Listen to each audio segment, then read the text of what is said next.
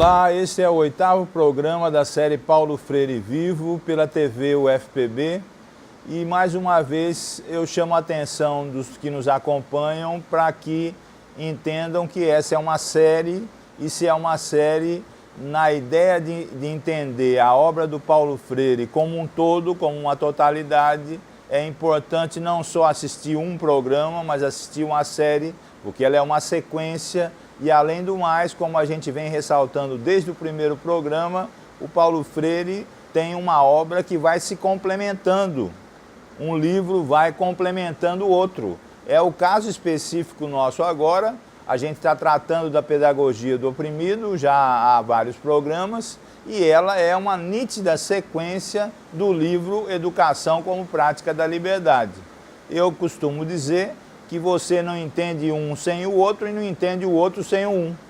Você não entende direito Educação como Prática da Liberdade se não estudar um pouco a pedagogia do oprimido e vice-versa. Isso é muito importante de recomendar, além de acrescer aquela repetição que eu venho fazendo a todos os programas, da necessidade das pessoas lerem a obra do Paulo Freire, que é uma coisa que a gente vem notando com muita frequência, que muita gente fala sobre o Paulo Freire, mas quando a gente pergunta que obra que você leu do Paulo Freire, ou que obras dentro das dezenas de escritos que ele fez, as pessoas geralmente têm uma leitura parcelada, uma leitura pontual de uma obra ou outra, e isso impede uma visão de totalidade do Paulo Freire. Isso é uma coisa que a gente vem insistindo muito e vale a pena repetir, não é? A afirmação resumida é que o Paulo Freire, para ser bem entendido, precisa ser compreendido na sua totalidade, na sua obra como um todo, que é composta de vários livros, vários artigos, conferências, etc. No programa passado, no programa 7, estávamos tratando da oposição entre educação bancária e educação problematizadora. O Paulo Freire critica sempre a educação dos depósitos dos conteúdos programáticos, não é? Na suposição de que o professor, o educador, detém o conhecimento e o seu aluno, o educando, precisa ser preenchido como se fosse uma lata vazia de conhecimento com conteúdos. Não é? Ele diz que isso é uma falsa ideia e o pior, ele diz que isso é uma prática da dominação, ou seja, da transmissão de conteúdos, não é, pura e simples, não é, como um problema da opressão, da sociedade opressora, etc. Bom, em oposição a isso, ele propõe a educação problematizadora, a educação que parte da realidade, parte dos fatos, parte da vida dos educandos, parte do seu conhecimento prévio sobre um determinado conteúdo para problematizá-lo e, a partir daí, entender todas as suas nuances, as suas relações, as suas inferências, os seus conceitos, não é? O seu texto como um todo. Isso é muito importante, isso é um conceito fundamental, isso é uma contribuição do legado do Paulo Freire, atualíssima para as nossas escolas e para as práticas educativas que se dão fora da escola também. A educação problematizadora, ou a educação da pergunta, a educação da pesquisa, a educação da investigação e não a educação que pura e simplesmente se fundamenta na transmissão de conteúdos. Eu não preciso nem dizer que essa questão de transmissão de conteúdos continua a ser uma das faces mais contundentes da escola atual, das práticas educativas atuais, não é? Mesmo que isso venha na proposição do Paulo Freire e de outros autores, como os autores da Escola Nova, do escolanovismo, há várias décadas, não é? No mundo e no Brasil em particular, durante praticamente uma metade do século XX inteira. Nesse programa especificamente, nesse programa 8, nós vamos tratar de um assunto absolutamente chave, vocês já sabem, desde o começo da obra do Paulo Freire, que é a questão do diálogo. Para o Paulo Freire, a construção do conhecimento é sempre uma ação dialógica entre educandos e educadores, não é? Mediatizados pelo mundo. Não é? Veja que conceito importante. Para ele, o diálogo é uma relação entre educadores e educandos, não é? Mediatizados pelo mundo e pelas palavras que compõem, que designam esse mundo, não é? Tanto do educador como dos educandos. No capítulo 3 e no capítulo 4 da Pedagogia do Oprimido, ele trata então do que se chama de teoria da ação dialógica.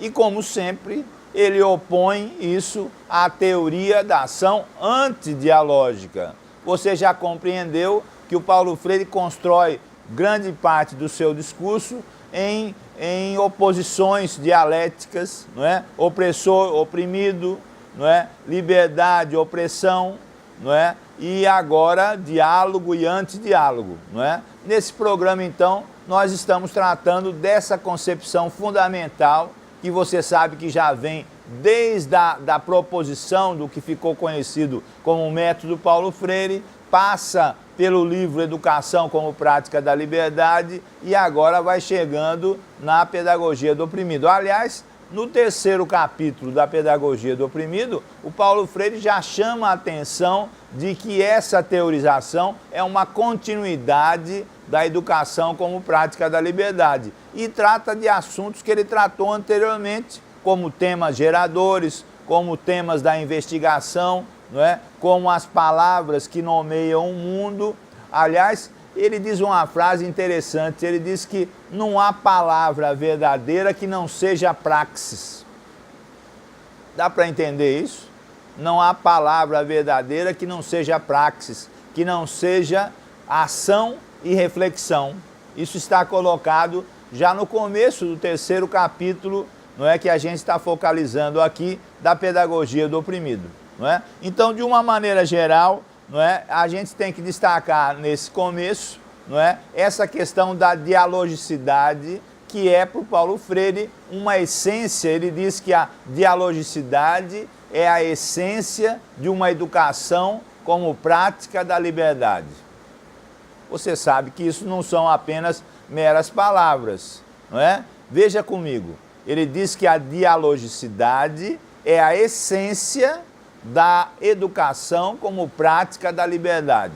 Não é? Você está vendo que esses dois livros estão intimamente ligados, como se fosse uma continuação, como se fosse uma complementação de um em relação ao outro. Não é? Então, eu acho que é importante repetir que essa questão do diálogo é sempre vista por Paulo Freire como uma ação cultural, como uma ação que está inerente ao que fazer humano.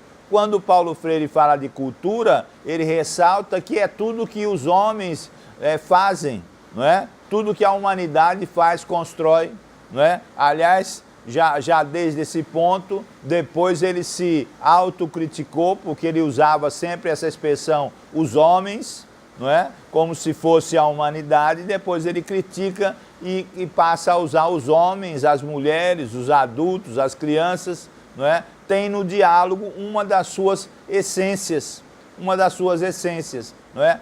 Ele diz que os homens e as mulheres não foram feitos para continuarem na cultura do silêncio, não é? Não foram feitos para serem seres silenciosos, mas foram feitos para dizerem a sua palavra.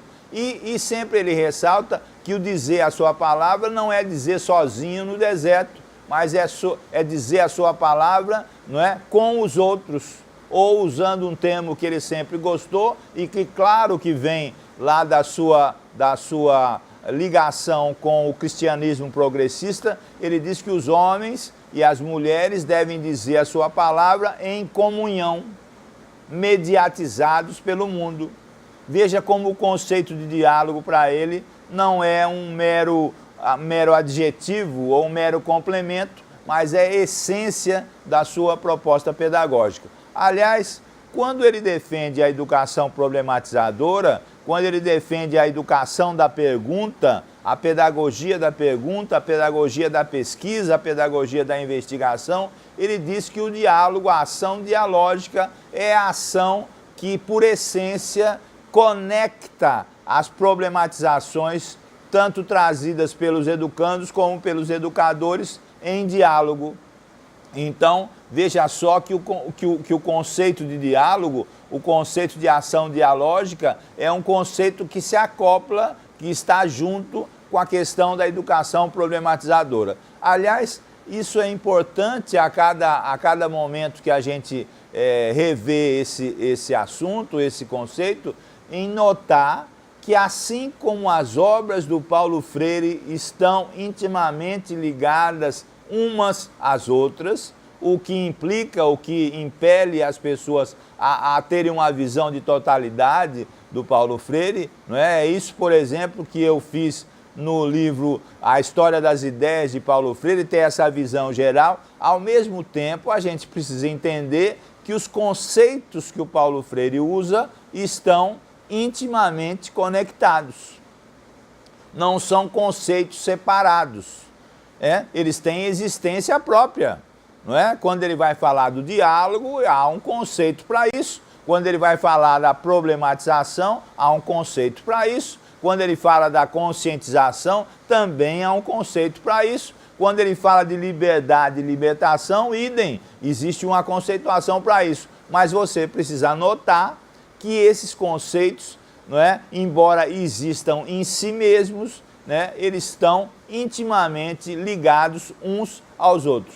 Assim, para sistematizar e para valer e para colocar em prática a educação problematizadora, ele diz que o grande veículo pedagógico é exatamente o diálogo. E isso é importante para você notar como uma sequência, não é, da educação como prática da liberdade que deságua na pedagogia do oprimido. E isso não é pouco.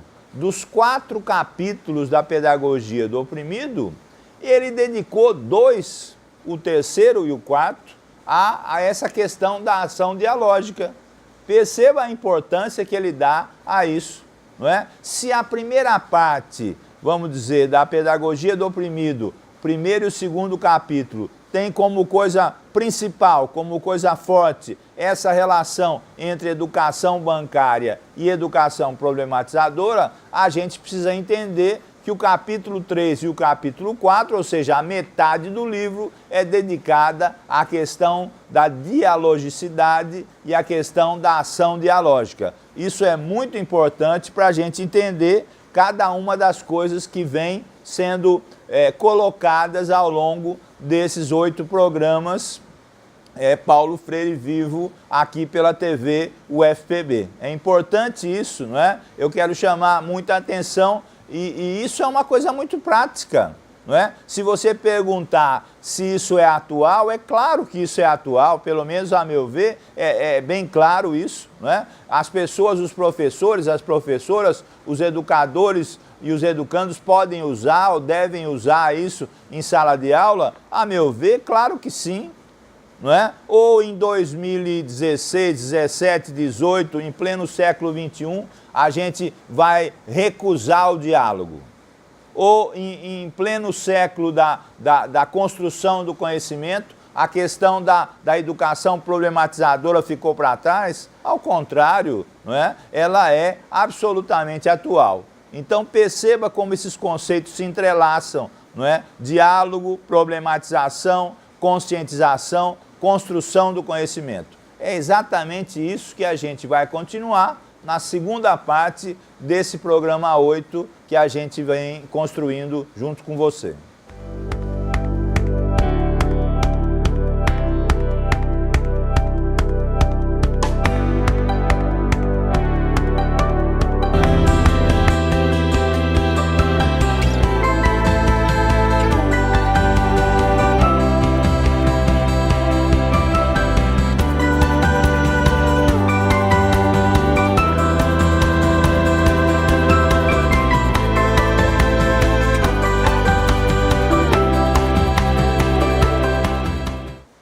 nesse bloco 2 do 8º programa Paulo Freire Vivo, nós vamos então focalizar especialmente essa oposição que o Paulo Freire faz do 3º para o 4º capítulo da Pedagogia do Oprimido, entre uma teoria que ele chama da ação antidialógica e a teoria da ação dialógica, não é? Antes de começar, eu gostaria de chamar a atenção que o Paulo Freire, nesse livro Pedagogia do Oprimido, faz uma mistura, uma combinação de autores que muitas vezes confunde o leitor ou traz problemas para o leitor.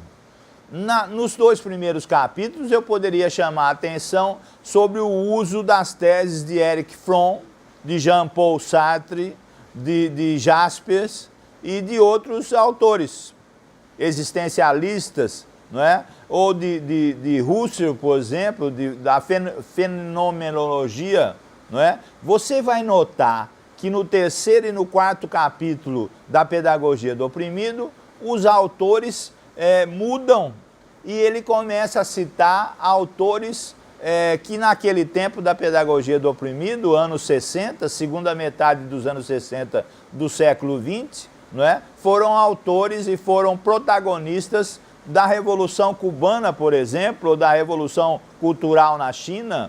Então, não é incomum você notar na Pedagogia do Oprimido várias citações de escritos do Che Guevara, não é? Várias citações do Fidel Castro, várias citações do Mao Tse-tung e algumas citações do Marx, por exemplo.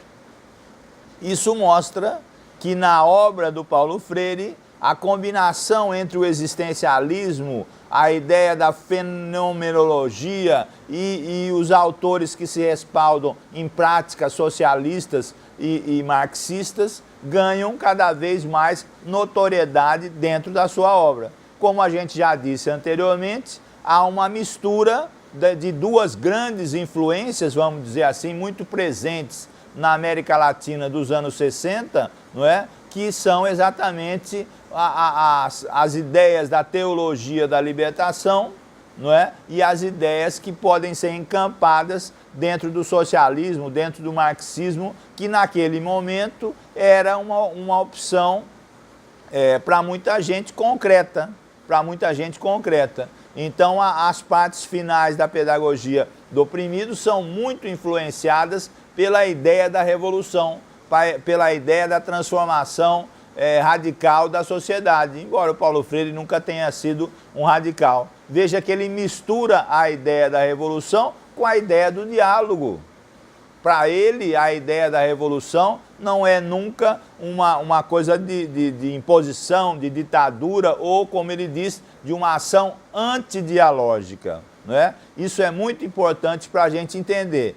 E, repetindo, não se entende direito a pedagogia do oprimido se não contextualizá-la no seu momento de escrita, que é exatamente a segunda metade dos anos 1960, que não é qualquer contexto. O contexto latino-americano estava muito influenciado, de um lado, por ditaduras que já começavam a aflorar, como a brasileira, por exemplo, e do outro lado pela ideia da revolução, que a partir da ideia da Revolução Cubana poderia se espalhar por toda a América Latina.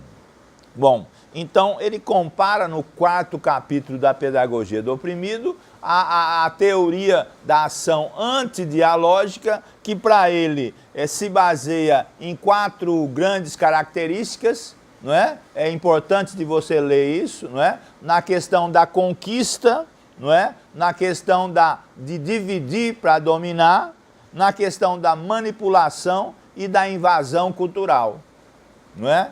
Quer dizer, você até hoje vê muita gente dizer que um bom professor, um bom educador é aquele que conquista os seus educandos, os seus alunos, não é? E muita gente não percebe que essa conquista muitas vezes é fundamentada numa questão, numa ideia de invasão cultural. Invasão cultural não só no sentido social, macroeconômico, cultural, mas uma invasão cultural que pode se dar também na sala de aula, não é? Na prática educativa, quando o educador tenta simplesmente transmitir os seus conteúdos, a sua visão, a sua cultura, o seu olhar sobre o conteúdo programático para um educando supostamente desprovido de conhecimento, de qualquer conhecimento prévio sobre aquilo que se está estudando. Na pedagogia do oprimido, ele está muito preocupado com a questão dos temas geradores, com a questão da investigação, não é? Sobre o conhecimento dos educandos,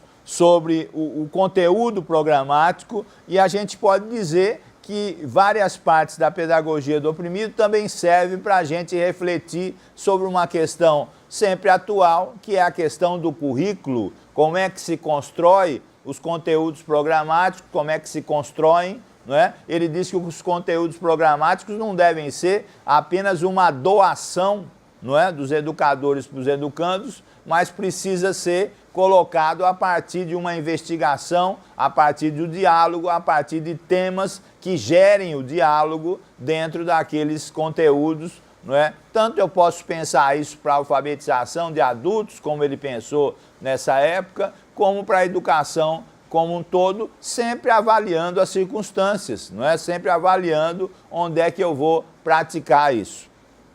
Em relação à teoria da ação dialógica, que é uma grande defesa, é uma grande tese colocada na pedagogia do oprimido, ele coloca também 4 características principais, não é? Veja só, vamos analisar mais detidamente isso, não é? Ele diz que é a colaboração, não é? O trabalhar junto, a colaboração, não é? A união, não é? A organização e a síntese cultural. Olha que características importantes que ele coloca para a teoria da ação dialógica que ele desenvolve, especialmente no 4º capítulo da Pedagogia do Oprimido, não é? Ele diz a colaboração, a necessidade do trabalho conjunto de educadores e educandos, não é? Não um trabalho isolado do educador para o educando, não é? Mas um trabalho conjunto, não é? Esse conjunto, não é? Colaboração, não é? Produz uma união dialógica entre educadores e educandos, não é? Em razão mediatizados pelo conteúdo programático, ou eu podia dizer mediatizados pelo currículo. E para o Paulo Freire, o currículo sempre é uma leitura do mundo. Lembre-se que lá atrás, desde a educação como prática da liberdade, ele diz que a leitura do mundo precede a leitura das palavras, não é? Eu não preciso dizer para você, não é, que quando eu falo de ação dialógica, eu estou enfatizando um dos temas mais importantes do Paulo Freire, que é a comunicação, não é? Para ele, diálogo é ação cultural, mas é principalmente comunicação. Existem já várias teses desenvolvidas sobre isso, sobre a questão da comunicação, não é? O Paulo Freire continua a ser utilizado o seu legado para entender essa questão, e claro que quando eu falo de ação dialógica, a questão da comunicação, mais uma vez, é ressaltada de maneira muito evidente, não é? Um outro ponto fundamental que ele defende quando fala da ação dialógica como base da sua pedagogia, como base da educação problematizadora, é a questão da organização, não é? Da organização tanto da prática educativa como da sociedade como um todo, não é? Mais para frente nós vamos ver que ele remodela um pouco a questão do diálogo, não é? Porque o diálogo está presente em toda a sua obra, a questão da ação dialógica perpassa toda a sua obra. Ele vai dizer uma frase muito importante, politizando a questão do diálogo, que é justamente assim, ele diz: o diálogo é uma arma dos oprimidos para se organizarem contra os opressores. Hein? Vale a pena repetir, não é? É forte, não é? não é? O diálogo é uma arma dos oprimidos para se organizarem contra os opressores, não é? Veja só como ele coloca essa questão da organização, o diálogo como um vetor de organização dos oprimidos, enquanto constroem na resistência à opressão a sua própria pedagogia. E uma coisa que ele vem tratando desde a educação como prática da liberdade, desde a proposta do que ficou conhecido como método do Paulo Freire, é justamente essa questão da síntese cultural, não é? Contra a invasão cultural da ação antidialógica, ele propõe a síntese cultural. Síntese do quê? De culturas, não é? Que são carregadas pelos educandos e pelos educadores. Síntese das suas palavras, síntese das suas ideias, síntese, em resumo, das suas vidas, não é? Expressas nos conteúdos programáticos, não é? No currículo que é dialogado para ele, que deve ser dialogado entre educadores e educandos. É muito importante que você retorne, leia, não é? Esse 3º e o 4º capítulo da Pedagogia do Oprimido, para entender, não é, a essência do que ele coloca, não é? Ele parte da ideia que a dialogicidade é a essência da educação como prática da liberdade, não é? E chega à ideia de que a ação dialógica deve ter características reunidas, não é? Entre elas a colaboração, o trabalho em conjunto, não é? A união dos propósitos entre educadores e educandos, não é? A questão da organização entre eles e principalmente da síntese cultural, não é? Como um grande guarda-chuva, vamos dizer assim, que nele está contido essa questão do diálogo como coisa muito importante. Para finalizar esse 8º programa dessa série, não é? Eu vou pontuar algumas frases tiradas da Pedagogia do Oprimido, não é? Para a gente encerrar esse programa, não é? Uma eu repito, ele diz assim: não há palavra verdadeira que não seja praxis. Outra, não é no silêncio que os homens se fazem, mas na palavra, no trabalho, na ação, reflexão, ou em outras palavras, na ação dialógica. Olha esse. O diálogo é esse encontro amoroso dos homens, mediatizados pelo mundo para pronunciá-lo. Não é? Uma coisa muito importante para os professores, para os educadores: não há diálogo sem humildade. Os educadores que se pensam como únicos detentores do conhecimento, né, que não têm a humildade suficiente para entender que o conhecimento é sempre precário, é sempre incerto, é sempre relativo e precisa ser dialogado, especialmente na nossa época. Nós estamos numa época que continuamos a ver o que se chama de crise de paradigmas. Essa frase do Paulo Freire, lá atrás, há 40, 50 anos atrás, não é como se fosse uma antecipação dos nossos dias. Não há diálogo de conhecimentos se não houver humildade, não é, das pessoas que estão nesse diálogo. E a escuta, o ouvir o outro, a importância, a relevância da participação do outro é fundamental para a gente entender isso. Eu agradeço mais uma vez a sua participação, recomendo mais uma vez a leitura do Paulo Freire e espero que a gente esteja junto no nosso próximo programa.